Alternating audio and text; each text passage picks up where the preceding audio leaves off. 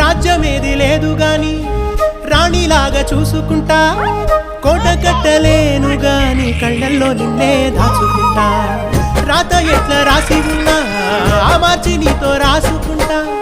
స్వర్గమంటూ ఉన్నదంటే అది నీతోనే ప్రతిరోజు పంచుకుంటా.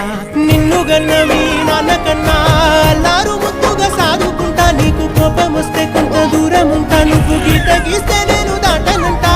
కంట నీరు కంటి రెప్ప దాటకుండా కాటుకై కావలుంటా. రాంబాయి నీ మీద నాకు మనసాయనే,